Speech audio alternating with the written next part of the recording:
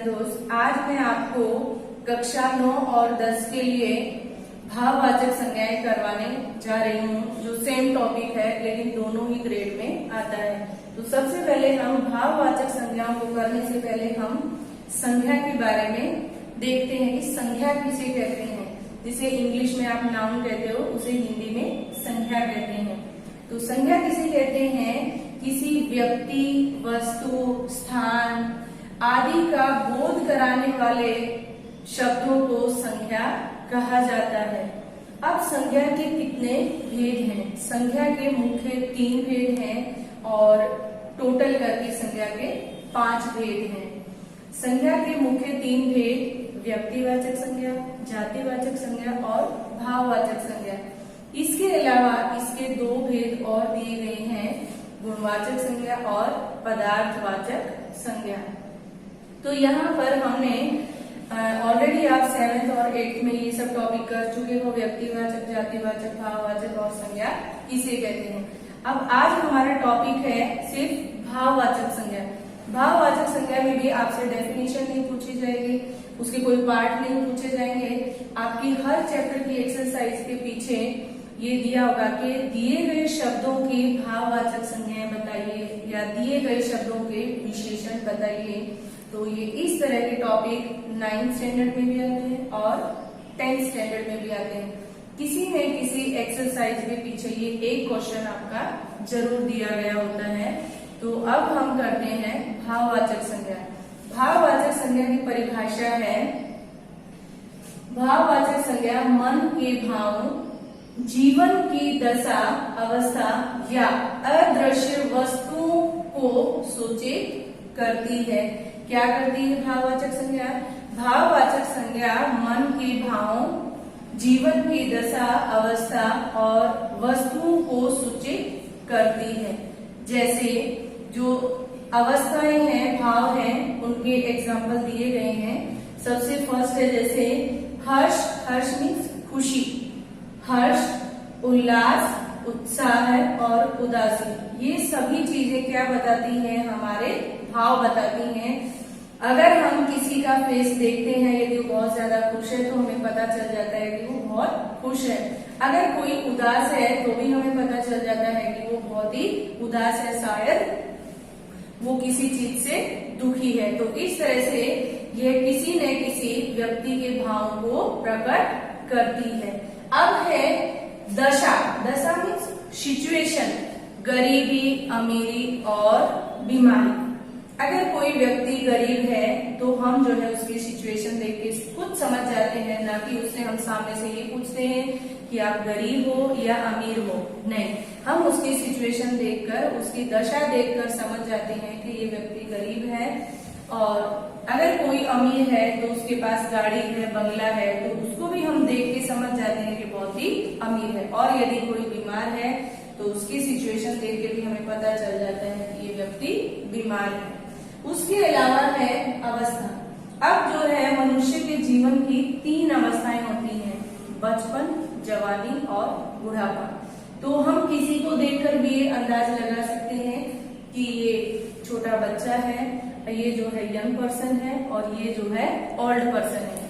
तो इस तरह से हम अवस्था को भी समझ सकते हैं और भाव को भी समझ सकते हैं और दशा को भी समझ सकते हैं। अब है भाववाचक संज्ञाएं केवल हम अनुभव कर सकते हैं, न कि उन्हें देख या छू नहीं सकते हैं। क्या है भाववाचक संज्ञाएं? कि भाववाचक संज्ञाएं हम केवल उन्हें देख या हम उन्हें केवल अनुभव कर सकते हैं, हम उन्हें देख या छू नहीं सकते। तो अगर हम किसी के भाव हैं, क्या हम उन्हें देखने या छूने जाएंगे? नहीं, हम उन्हें उनका चेहरा देख के समझ जाते हैं कि व्यक्ति उदास है या ये बहुत ही खुश है। और जातिवाचक संज्ञाएं हम उन्हें देख या छू सकते हैं, हम उन्हें अनुभव नहीं कर सकते। तो जातिवाचक और भाववाचक संज्ञाएं दोनों में यही अंतर है कि भाववाचक संज्ञाओं को हम केवल अनुभव कर सकते हैं, उन्हें देख या छू नहीं सकते। जबकि जातिवाचक संज्ञा इससे ऑपोजिट है, हम उन्हें देख या छू सकते हैं, हम उन्हें अनुभव नहीं कर सकते। तो यहाँ पर एक एग्जाम्पल दिया गया है जातिवाचक संज्ञा से भाववाचक संज्ञा। जैसे कि बच्चा, बच्चा तो बच्चा का आएगा बचपन।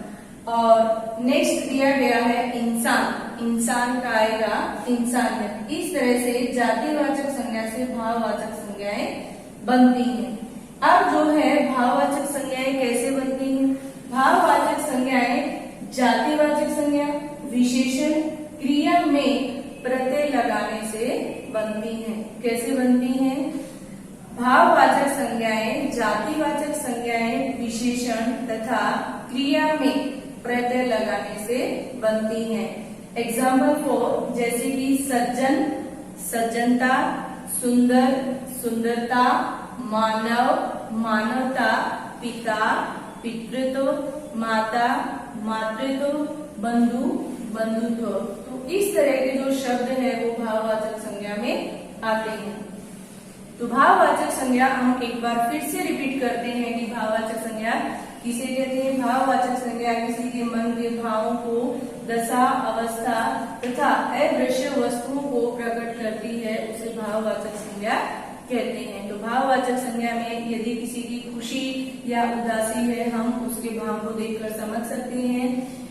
नेक्स्ट दिया गया है दशा, दशा मीन्स सिचुएशन। अगर कोई अमीर है या गरीब है तो हम उसकी सिचुएशन देखकर ये अंदाज लगा सकते हैं कि ये व्यक्ति अमीर है, गरीब है या ये बीमार है। और थर्ड नंबर पे दिया गया है अवस्था। तो जीवन की 3 अवस्थाएं होती हैं, बचपन, जवानी और बुढ़ापा। अगर हम बच्चे को देखते हैं तो समझ सकते हैं, और यंग पर्सन को देखते हैं तो समझ सकते हैं, और जब हम ओल्ड पर्सन को देखते हैं तो समझ सकते हैं कि ये जो है जीवन की कौन सी अवस्था में है। अब है कि भाववाचक संज्ञा, भाववाचक संज्ञाओं को केवल हम अनुभव कर सकते हैं, हम उन्हें देख या छू नहीं सकते हैं।